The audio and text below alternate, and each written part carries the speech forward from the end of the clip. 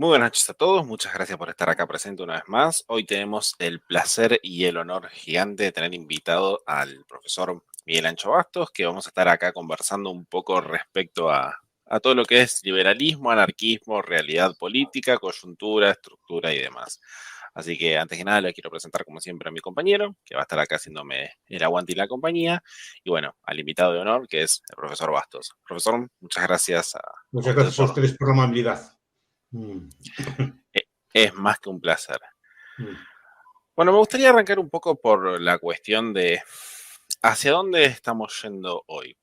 Porque, digamos, a diferencia, si se quiere, de los liberales clásicos, inclusive un poco tirando a las personas que tienen una tendencia más hacia la socialdemocracia, hay una tendencia, si se quiere, a combatir a la izquierda, más que nada, pero particularmente yo me defino como liberal radical, anarquista por consecuencia lógica, simplemente por defender el derecho natural, y me parece que el enemigo natural que hoy por hoy tenemos por coyuntura política es la idea de la tecnocracia, un Estado prácticamente totalitario y centralizado. ¿Hacia dónde siente que usted que está yendo el mundo y qué tendríamos que, como liberales, tratar de, si se quiere, combatir políticamente? Sí, me gusta mucho esa idea que hace usted de la tecnocracia, porque muchas veces no se la ve como un peligro. Y yo creo, muchas veces, no hablo mucho de esto, pero yo creo que la tecnocracia es uno de los poderes más fríos que existen y por tanto es uno de los más peligrosos, porque además es un poder muy legítimo, porque supuestamente se basa pues, en una supuesta competencia técnica, en un conocimiento que está privado al resto de los mortales y la posesión de ese conocimiento les da como derecho a dominar a los demás. Por ejemplo, el político tradicional, el cacique, el alcalde, el político típico que puede existir, por lo menos tiene que responder delante del pueblo, tiene que hacer algo por el pueblo, pero estos ni siquiera tienen que hacer algo por el pueblo, ni siquiera tienen que preocuparse por eso. Simplemente hacen unos planos, hacen unas rayas, hacen unos dibujos y el país tiene que adecuarse a esos dibujos que ellos hicieron, ¿no? Pero a mucha gente le parece bien, porque supuestamente es un poder despolitizado, es un poder neutro, es un poder así como científico, ¿no? Y con toda la arrogancia que la palabra ciencia muchas veces lleva, ¿no? Entonces, en esas que lleva o que se la asocia, no que la tenga. Y ese poder es muy... Pocos han hablado de esto. Creo que Vallée de Goitisol, en un libro que se llama Sociedad de Masas y Derecho, que está colgado en internet en algún sitio, habla mucho de esto, del poder de la tecnocracia. Él habla, por ejemplo, los tiempos del franquismo, cómo el poder tecnocrático se implantaba. Yo creo que se está pasando en otras partes del mundo y es un poder muy frío, porque además nada garantiza que tenga éxito, porque el tecnócrata en última instancia también tiene un modelo social, ¿no? Un modelo de diseño. Los primeros tecnócratas, en Saint-Simon Comte, en el siglo Sí. XIX, por ejemplo, el movimiento tecnocrático en los Estados Unidos, Veblen, Thorstein Veblen, por ejemplo, un libro que se llama El ingeniero y el sistema de precios, o Scott, o por ejemplo, King Cam Gillette, el método de la maquinilla de afeitar, que fue también uno de los padres de este movimiento, pues querían diseñar la sociedad, diseñaban viviendas ideales, diseñaban viviendas comunales, querían una sociedad gobernada por ingenieros, y los ingenieros que fueron los que pusieron los precios. Sí, con Henry Ford pasó también algo similar Sí, con señor. lo que había puesto Sí, en señor. Brasil. Entonces, es un movimiento que ellos saben, los ingenieros, los sabios, los expertos, son los que deben dominar el resto. El problema aquí deriva primero, ¿experto en qué? ¿No? Mm. Es decir, ¿cuál es el tipo de conocimiento que deriva en capacidad de gobernar? Dice, no, deben gobernar los expertos, pero repito, ¿experto en qué? Es decir, economista, politólogo, ingeniero, sociólogo, en caso de la guerra, expertos en medicina, que fue. ¿Pero qué tipo de conocimiento es? Economistas somos muchos, pero economistas o politólogos los hay de la escuela austriaca, los hay de keynesianos, los hay marxistas. ¿Cuál es el tipo de escuela que da derecho a gobernar?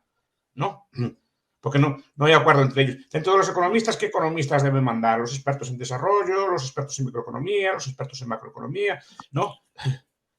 No, sociólogo, politólogo, ¿cuáles son las escuelas correctas para enseñar? Y dentro de los expertos, ¿quién decide quién es el experto? ¿No?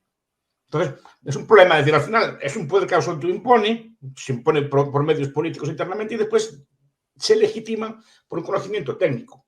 Pero entre los propios técnicos o entre los propios tecnócratas, los que gobiernan entre ellos no se escogen por tecnocracia. El tecnócrata que manda en ellos es el tecnócrata con más habilidades políticas, con más capacidad de organizar coaliciones, con más capacidad pues, de buscar apoyos fuera, de obtener recursos, lo que sea, pero no es el que más sabe, sino el que más hábil en mandar a los demás tecnócratas. Cualquiera que entiende un poco el mundo de los expertos, ve que dentro de los expertos, dentro de las escuelas, dentro de las teorías, siempre hay quien gobierna más que los otros, pero no es el que más sabe necesariamente, sino el que más habilidad política tiene. Entonces, al final, en última instancia, no deja de ser un juego político igual. Digamos que usted ve un peligro latente en lo que hoy por hoy se denominaría 2030, la Agenda 2030, por ejemplo. Es un ejemplo de este estilo, hecho por, bueno, la agenda de los objetivos del milenio, pues unos señores en la ONU, que no sé quién los nombró, ¿no? Y valga la redundancia que Cuba es uno de los que ganó justamente los objetivos del milenio del 2015, cuando claramente la línea de pobreza es total en la población. No, pero digo, se establecen unos objetivos por una serie de técnicos y son ellos los que deciden cuándo se cumplen esos objetivos, cómo se cumplen, cuántos recursos hay que darles, cómo hay que organizarlos, etc. Y por qué esos objetivos. Repito, aparte de quién es el tecnócrata, ¿qué área de la tecnocracia es la que debe dominar? O sea, ¿qué área de conocimiento es la que tiene que dominar para que una persona sea experto? ¿No? Totalmente. ¿Y quién examina, decide si una persona es experta o no? Y en ese sentido, buscando la legitimidad, no podemos poner el trabajo que se hace en las universidades, por ejemplo, porque me pasa con el ejemplo que está dando usted, es que tanto, yo siento que Argentina sigue muchas agendas españolas en este sentido, como por ejemplo el Ministerio de la Igualdad o del Género o de la Mujer o como se llame, que se realiza un trabajo sociológico para intentar legitimar muchas de las cuestiones en ese sentido. Es que primero se decide, después se justifica.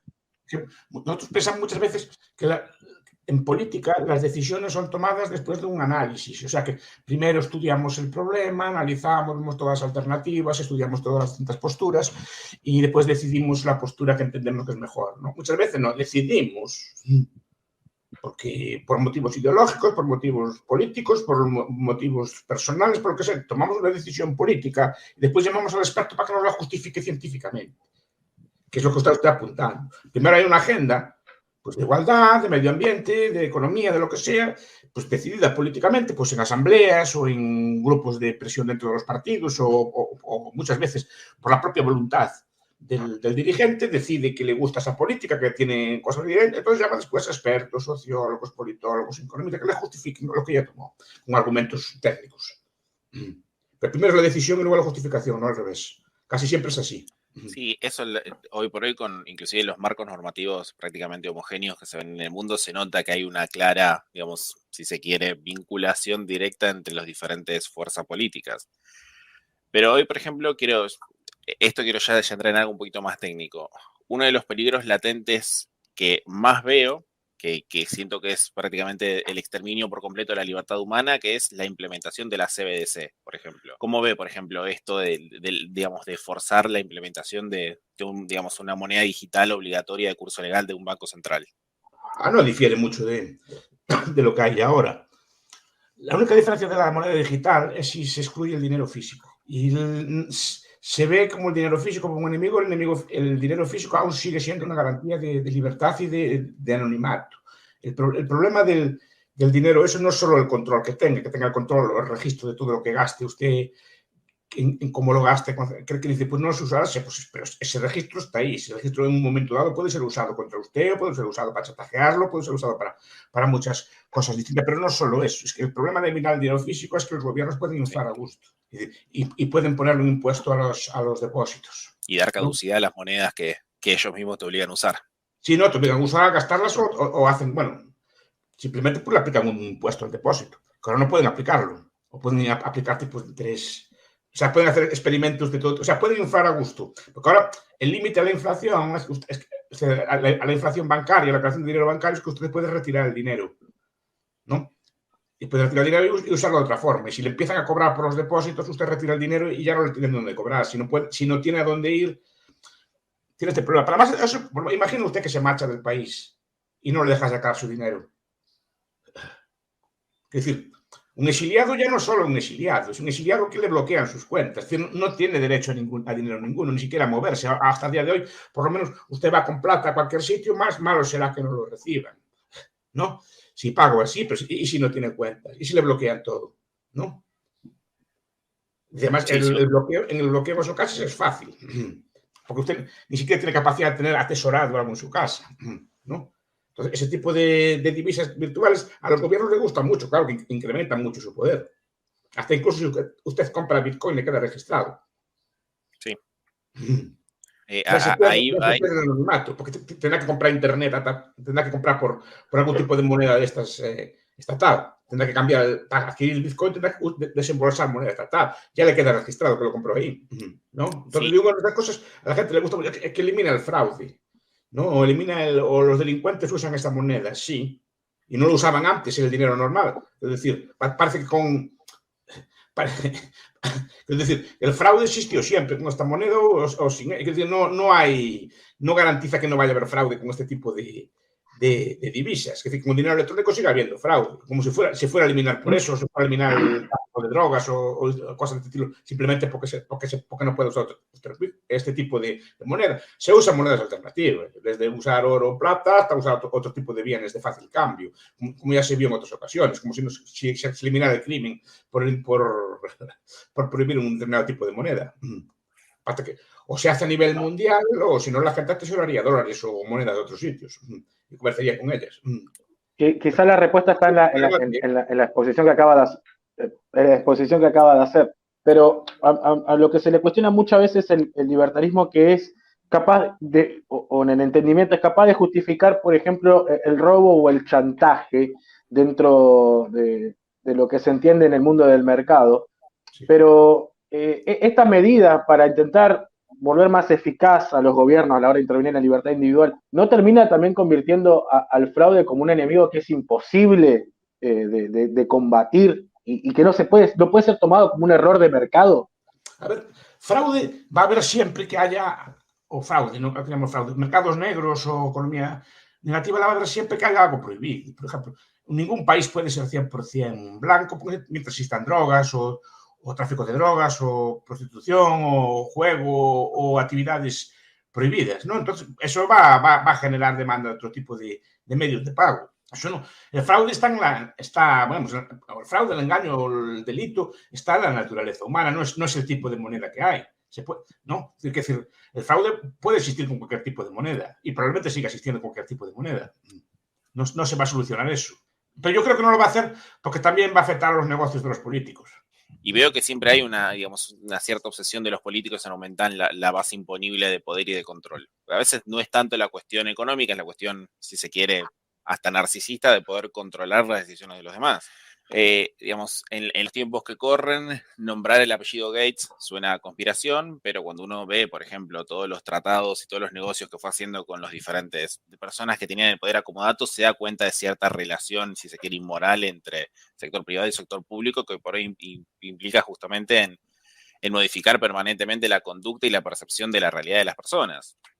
Esto que vivimos, de que el mundo se haya parado en 2019-2020, es irrisorio, es un delirio cientificista para someter a las personas que son completamente sanas, que es lo que, hemos vivido en los tiempos que corren y que hoy, digamos, de ciertos organismos supranacionales justifican como modelo perfecto, como por ejemplo pasa China. No sé si usted ve también, por ejemplo, un problema latente en la implementación forzosa. Más bien como un ensayo. Yo veo, a ver, yo no sé si no creo que esto sea previsto, ni que es un diseño demasiado sofisticado como para ser previsto, ¿no? Entonces no soy así como muy conspiranoico. Eso sí, yo veo que se aprovecha esta pandemia para ensayar. Los gobiernos se ven con una oportunidad de oro para ensayar técnicas y ensayan a ver hasta qué punto la población puede ser sometida o no ser sometida. Y creo que en muchos aspectos llevaron conclusiones bastante positivas. Es decir, la población es relativamente fácil de domesticar. Ahora, que todo haya sido una conspiración, eso no lo creo. Ahora, ¿qué pasa? Tampoco los gobiernos, hay que decirlo, los gobiernos no tenían tecnología suficiente para tratar este tipo de problemas de cero. Es decir, es un problema para ellos nuevo. Es decir, que no están acostumbrados a tratar. Desde el siglo XIX había como un debate, ¿no? en las ciencias sociales sobre cómo abordar las epidemias, los contagionistas y los anticontagionistas. Es decir, unos apostaban por crear soluciones de mercado, soluciones de sociedad civil para atender a las pandemias, ¿no? Pues desde cambiar los hábitos, pues tener pequeños depósitos en casa o reservorios de vacunas o de medicinas o de o de mascarillas o cosas por el estilo, para que cuando viniera esto, diseñar incluso las ciudades adecuadas para atender las pandemias, y otros decían que era la burocracia que debía tratar estos temas a través de la prohibición, el confinamiento, ¿no? Las cuarentenas, ese tipo de mecanismos que son mecanismos burocráticos. Ese debate políticamente lo ganó el ala más intervencionista. Y desde entonces se inhibió el desarrollo de tecnologías que permitiesen tratar este tipo de pandemias desde una forma privada. Entonces, la única herramienta que tenemos para tratar las pandemias es el Estado. Y ahí entiendo que el Estado ya ha actuado en el sentido de que es la única arma que tenemos. Porque la otra estrategia se inhibió, se frenó. Nadie tenía medicinas en casa, nadie tenía mascarillas en casa, nadie le instruyeron previamente de cómo había a través de la educación social, de cómo tenía que actuar en ese tipo de casos. Simplemente nos encontramos inermes frente a una pandemia y el único arma que había, el único que tenía armas o medios o así era el Estado y lo aprovechó, claro. Pero entonces habría que abrir el debate de nuevo sobre cómo afrontar las pandemias en el futuro, no en el pasado. Y ver qué herramientas se pueden hacer de mercado para tratar este tipo de cosas. Eso fue lo que se inhibió. Y ese debate lo hubo en el siglo XIX. Y había teóricos, muchos de ellos anarquistas, que defendían formas de tratar a pandemias sin tener que usar la coerción. Y se frenaron todas. Entonces quedamos desprotegidos. Entonces, la única herramienta que teníamos es esta. Y el Estado la aprovechó y creo que en algunos casos lo usó para aprender. Bueno, pero si algo vimos en el 2020 es que tanta intervención está bien. Uno a nivel individual con el paso del tiempo dice es mucho tiempo, pero si lo desarrollamos en un lapso histórico, no fue tanto donde la población ya en un momento dijo basta, un sector de la población de diferentes países dijo basta, dejarnos cuidarnos a nuestra manera, y también eso hace una reacción, o sea, no me quiero caer en esta, pero en una conciencia en donde ya hay un momento donde el gobierno interfiere mucho en la vida privada. Sí. Y ahí va con esta pregunta a la que quería caer. Hoy en día notamos que el movimiento liberal libertario ha tomado una puesta en escena en Latinoamérica en general, en Argentina sobre todo creo que se nota más por la figura de Javier Milei, y uno ya que ha pasado por una política tanto juvenil como ya un poco dentro del lado más grande, por cargos, etcétera, etcétera. Particularmente me doy una idea de que no es la solución. La pregunta a la que voy es, usted, desde la perspectiva ANCAP, libertaria, voluntarista, pongámosle el nombre que sea, que más cómodo le queda a cada uno, ¿sigue siendo una opción potable el buscar un político que represente determinadas ideas con las de uno para poder cambiar el sistema desde adentro? Sí, pero sin muchas expectativas. Yo creo que ese tipo de político es necesario en el sentido de que abre debates en la sociedad y llega a sectores que no se habrían llegado de otra forma. Incluso se pueden plantear algún tipo de medidas. Ahora, no tengamos nunca unas expectativas demasiado altas, ¿no? En el sentido de que al final un político sea el más santo de los políticos, cuidado, y el más capaz.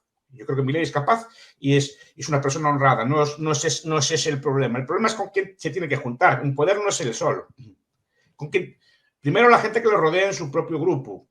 Si es, digamos, de confianza o no, que no lo sé. Y después que tiene que pactar con partidos del sistema. Y tiene que tomar muchas posturas que lo van a obligar a posicionarse. Imagine que es lo que llamamos en España una bisagra, que está en el medio y tiene que decidir él cuál de los dos bandos es el que gobierna. Al final tiene que mojarse, ¿no? Y al final, ese tipo de políticas, como no va a llegar, no es difícil que llegue él solo, va a tener que pactar con sectores ya existentes y seguramente va a tener que entrar en contradicción muchas veces. Y eso es normal, cuidado, no lo estoy criticando. Digo que no llevemos demasiada expectativa. Ahora, que es bueno que por lo menos esos debates los saben. Yo soy muy gramsciano y ¿no? Me gusta mucho la idea. Primero, Gramsci decía, no hagamos la revolución, hagamos socialistas. Y si hacemos muchos socialistas, los socialistas van a pedir socialismo. ¿Qué es lo que pasa en países como los nuestros? Yo vi el otro día un índice pues, de los valores ideológicos de los pueblos del mundo, ¿no? Españoles, argentinos y algunos otros más. Estamos en los países más de izquierdas del mundo. Más de izquierdas del mundo. En la mentalidad social. O sea, los gobiernos que tenemos son demasiado de derechas para el pueblo. Miren lo que estoy diciendo. Si pudieran pedir más, pero claro, eso es fruto de una estrategia muy bien lograda. Italianos, países. Es decir, porque primero hagamos los socialistas. Si hacemos socialistas a través de los medios de comunicación, a través de los medios de comunicación de masas, a través de las escuelas, a través de las universidades, a través de los libros, etcétera, si conseguimos hacerlos, ya la gente va a pedir socialismo, no hace falta revolución ninguna. Ya ellos piden socialismo y ya lo obtienen en muchas ocasiones.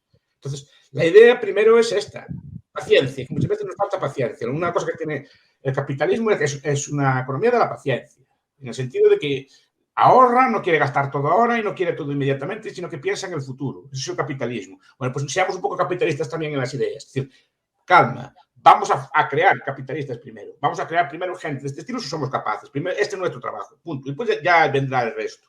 Porque si no, vamos a tener un gobierno. Podríamos tener hipotéticamente un gobierno liberal, un gobierno que defiende estas cosas en un pueblo que no lo es. Eso dura 10 minutos.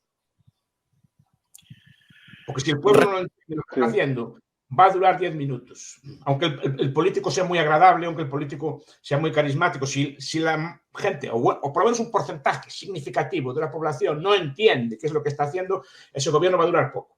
Es pasto fácil de la demagogia, están diciendo está robando a los pobres, está haciendo así, no entienden lo que hace, y es fácil acabar con él. Primero hay que crear una base que lo defienda y que lo entienda. Como tienen los socialistas o como tienen los peronistas, tienen una base que defiende y una base intelectual de personas que defienden esas ideas y que las entienden y que las apoyan. Nosotros tenemos esa base. Ahí difiero en lo último, de que se las entienden. Yo creo muchas veces que pasa por una pasión que no logran comprender y ya les terminan regalando demasiada libertad, que a pesar de que no le hayan cumplido esas promesas, se mantiene un ideal de un mundo más igualitario, redistributivo, en donde los servicios estén para todos. O sea, con el peronismo sucede eso acá.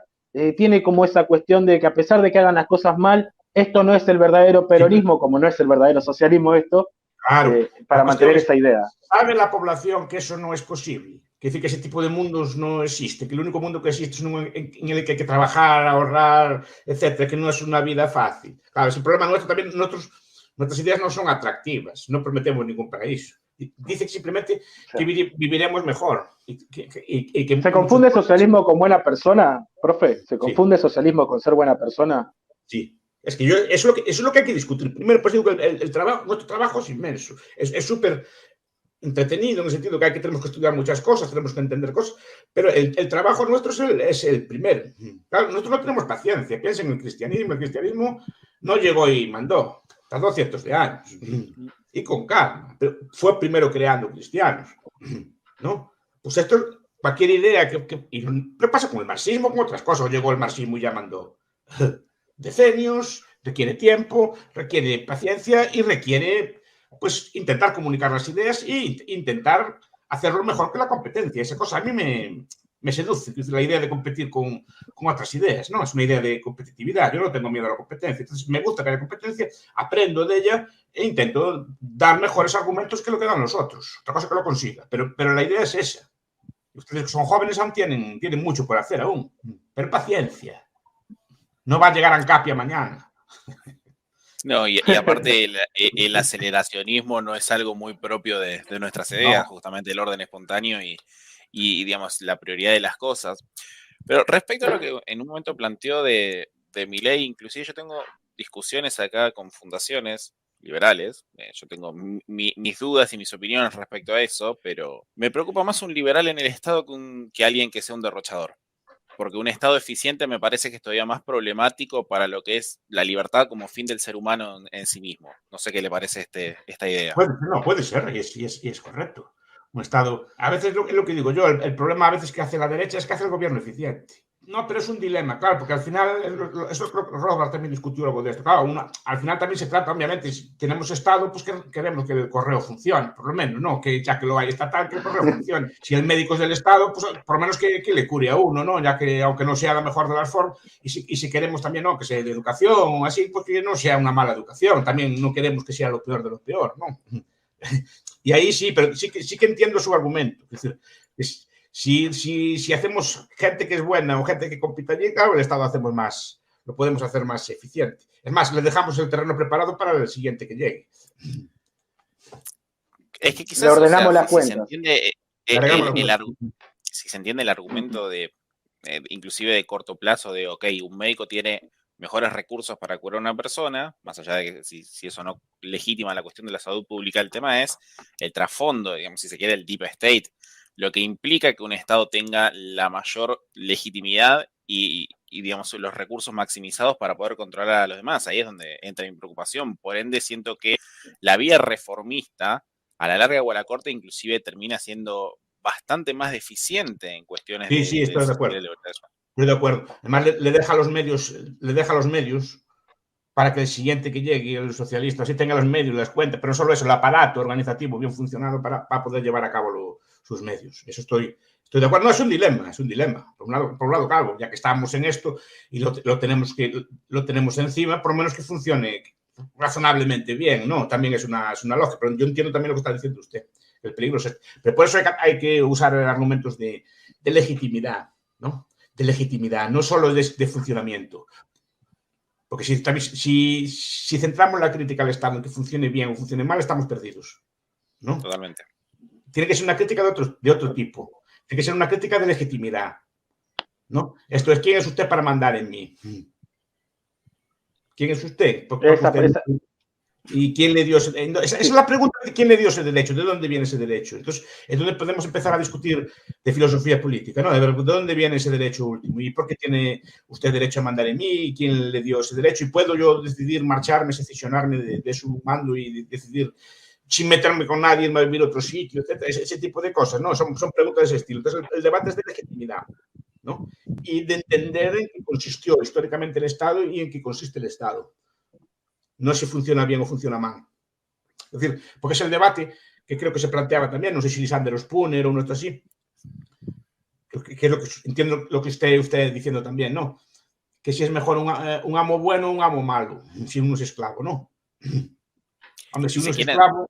En términos económicos, si se quiere en términos económicos, inclusive de reconocer cuál era el enemigo, es más rentable la monarquía, porque de última se cae el rey en comparación al Estado, es completamente abstracto. Esa es la tesis de Hoppe. La tesis de Hoppe que es correcta, la tesis de la conciencia de clase. Es decir, ahí lo tienen tesis. El rey era una persona. Más que una de las astucias del Estado es que el Estado es abstracto. Usted no le paga impuestos a Cristina o a Fernández, usted le paga impuestos a la República Argentina, ¿no? Cuando la República Argentina no tiene existencia ontológica, no es un ser que le pueda dar a usted dinero. Quien recibe el dinero en última instancia pues es Cristina y ellos lo reparten obviamente de acuerdo con unas normas, lo reparten con unas cosas, pero lo reparten ellos con los criterios que tienen ellos. No es que se lo dé, en última instancia va a las manos de Cristina y Cristina lo reparte. Pues tanto para sanidad, tanto para salud, tanto para esto, para otro, o lo que sea, ¿no? Y a veces incluso algunos roban de ese dinero. No estoy diciendo caso concreto ninguno, pero digo que a veces se da ese fenómeno.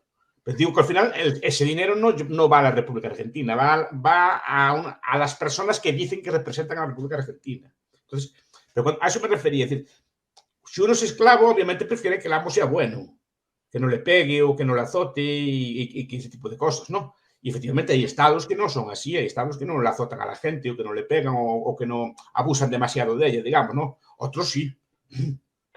No todos los estados hay que ser honrados, no todos los estados son iguales. Pero todos son estados. Voy a hacer una pregunta lo más criolla posible, lo más sencilla, porque creo que esto le puede servir a más de uno. Si los individuos en general entienden, porque es algo que se dice mucho, por lo menos lo voy a poner acá en Argentina, que es donde más lo he escuchado, inclusive en Chile también, que trabajo con chilenos, ellos entienden que los políticos son malos. Ellos entienden que dentro de la administración pública todos chorean, todos roban. Ellos entienden de que el político vive mucho mejor que el individuo común, el que trabaja y que se levanta todos los días a trabajar. Y aún así siguen legitimando gobiernos. O sea, siguen legitimando el sistema de democracia representativa. Entonces la pregunta que va es, ¿por qué el individuo, entendiendo esas lógicas, siempre sigue delegando esas funciones tanto de seguridad exterior, economía? Porque no lo ven como rasgo esencial, lo ven como un rasgo accidental. Dice, no, es como decían los ingleses, los antiguos, ¿no? Si el buen rey José supiera lo que hacen sus ministros, ¿no? Pero siempre hay ese como que el gobernante no sabe lo que hace la gente, que hay el buen rey José, o el rey Carlos, o el buen rey Adolfo, o el buen rey que fuera así, que el buen rey es el buen rey, pero no sabe lo que hacen sus ministros, ¿no? Por detrás. Y aquí algo así, como que la idea de que la República, por eso se identifica la República, el Reino, España, Argentina, o así, son buenos en general, o el gobierno es en general, pero solo que en este momento hay malos gobernantes, ¿no? Entonces, supuestamente quitándolos o así, pues poniendo otros que en algún sitio deben estar, ¿no? En algún sitio deben estar las personas justas que hay que sacar y poner ahí, ¿no? Están escondidas en algún sitio, pero trayendo a las personas. Y por eso siempre hay esa ilusión. Se fija cuando hay un gobierno nuevo, siempre durante un año o dos hay ilusión, ¿no? Que llega la gente nueva, esto va a ser nuevo, vamos a regenerar, vamos a cambiar. Y al final entran en las mismas lógicas, porque la política tiene unas. Tampoco es culpa solo del político, en el sentido de que, aparte que tiene que tener unas características para estar ahí, normalmente a uno no lo van a hacer ministro a su casa, ¿no? Ni llega presidente estando en su casa leyendo libros, normalmente tiene que hacer algo para llegar a serlo, normalmente pues es intrigar, hacer juegos políticos, estar en este tipo de cosas, ¿no? Pero hay esa idea, ¿no? De que el gobernante es distinto, cambiando el gobernante podremos sacar. Entonces, siempre en algún sitio tenemos gente nueva y podemos cambiar el gobierno y regenerar la sociedad, etcétera, hasta que la gente se cansa. Y por eso decía que no es solo culpa del político, la dinámica de la competencia política, la dinámica del juego político también los lleva a ser así. Y saben que si no son así, no sobreviven en ese juego. Entonces, esa discusión, entonces, claro, esa discusión que se lleva es la de, o sea, lo contrapongo con las discusiones culturales, ¿no? Los otros, los liberales, libertarios, lo que sea, buscamos la independencia del individuo por sobre el Estado, o sea, eliminar el Estado, chao, convivamos con un sistema privado, mientras los republicanos siguen buscando la idea de la gente más honorable, la gente que nunca miente, para poder organizar un gobierno como la gente, por así decirlo. Sí, una idea platoniana, si se quiere. Sí, y escogidos por elección, no por un examen. Pues supuestamente para escoger ese tipo de personas tan sabias había que hacer como un tribunal de sabios o de ancianos que seleccionara así a la gente más competente, porque la elección, por desgracia, no es la mejor forma para dilucidar este tipo de cosas, ¿no? Pero hay esa idea de que podemos reformar, podemos cambiar. Pero repito que la política tiene una dinámica. Y eso, sea bueno o mala la persona, si se mete en esa dinámica está perdido. Por ejemplo, tiene que poner a los suyos con independencia del mérito. Eso hay un libro muy bueno, en ámbitos libertarios no se le hace mucho caso, que es El Manual del Dictador, de Bruce Bueno de Mezquita. No sé si lo conocen. Sí. Pues ahí explica las leyes de la política, porque son leyes, es decir, que es así. Yo si gobierno o si gobierna el más santo que quieran ustedes, el más liberal que quieran ustedes, va a tener que poner gente suya, aunque sea muy incompetente, porque le dirán, oigan, yo me partí la cara por usted, yo luché por usted, y ahora va a poner a uno por mérito, porque que le vaya a trabajar para usted hacer el mérito. No sé si me explico, ¿no? Y es lógico que sea así. O sea, y no solo eso, que tiene que tener contenta a su gente, porque si no lo echa fuera. Ese tipo de lógicas están implícitas en el juego político. Y a una persona buena la transforman en mala.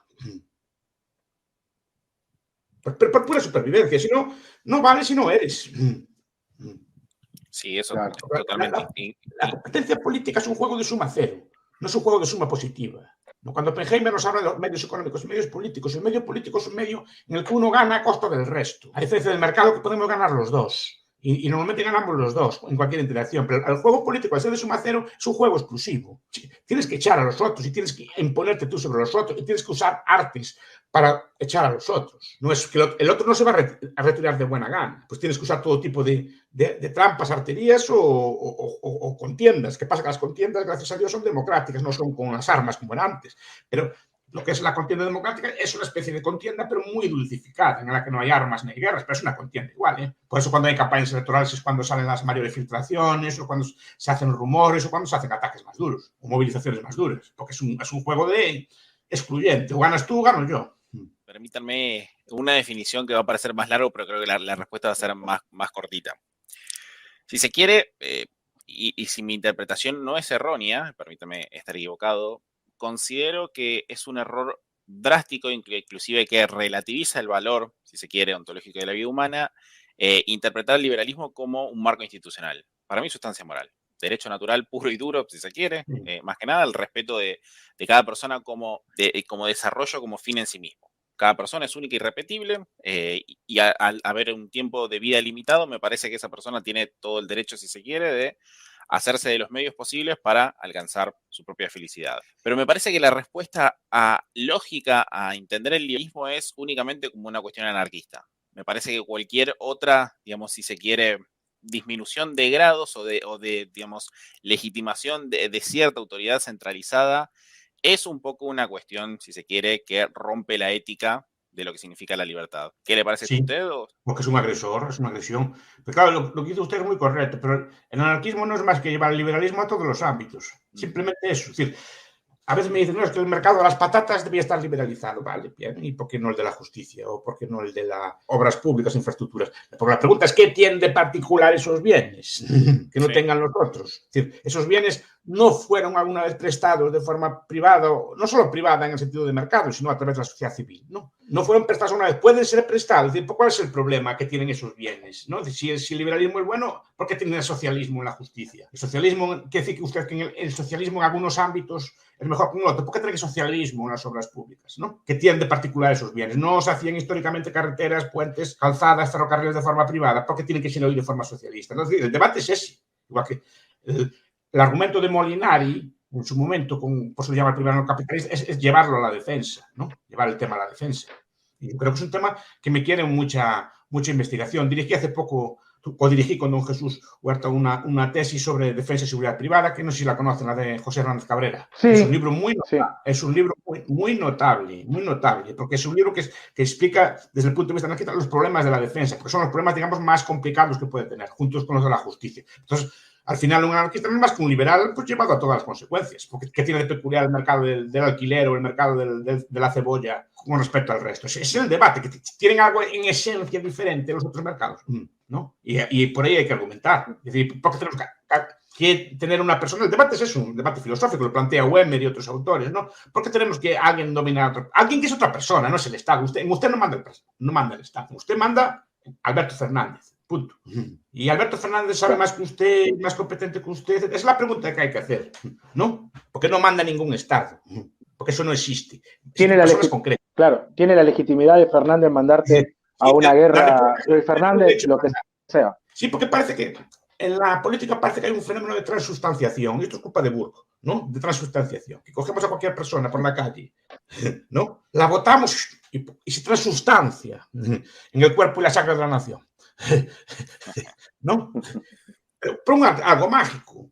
Por eso es un concepto copiado del cristianismo, ¿no? Cuando habla el sacerdote, se transforma el cuerpo y la sangre el pan en el cuerpo y la sangre de Cristo. Bueno, cogemos a cualquier persona, ¡chas!, la votamos y ya representa. No, señor, es el mismo señor listo, señor burro que era antes. No cambió nada, no te volviste más inteligente por ser votado. Ni eso te da ningún tipo de derecho esencial. Para ese tipo de debates hay que tenerlos. Pero lo que yo reclamo es paciencia. Estudio y paciencia. Ya sé que la juventud moderna lo quiere todo y lo quiere ya. Pues a lo mejor hay que hacer como los antiguos, un poquito de calma y preparar el terreno, porque si no, nos va a llevar a desilusiones. Sí, queriéndolo todo ya tenemos progresismo actualmente. No puede poner un gobierno liberal un pueblo que no lo es. No lo puede poner. No funciona. La gente se revela o resiste. Hay primero que cambiar, es la metapolítica. Primero, lo que decían los metapolítica, es decir, no hacer política directa, sino hacer política intelectual, crear soluciones, crear problemas. Y creo que de momento lo estamos consiguiendo. Para mí es inimaginable que me hablasen de la Argentina, por ejemplo, hace 15 años, no solo porque no hubiera medios, sino porque no había tanta juventud que le gustara estas cosas. Lo digo por experiencia. Cuando empezamos éramos muy poquitos. Y es más conocido de lo que usted cree, profe, acá en Argentina. Más de lo que usted puede imaginar. Pues eso es cosa suya. Sí, esa era la idea. Bueno, profesor. Los viejos, sí. Ustedes sean mejores que nosotros, y lo son ya. Ya parten sobre algo construido. Entonces ya pueden trabajar mejor. Pues adelante y muchas gracias por la amabilidad. Y por cierto, fue una excelente entrevista. Da gusto ver, están bien, que tienen buen nivel de debate. Hasta la próxima entonces.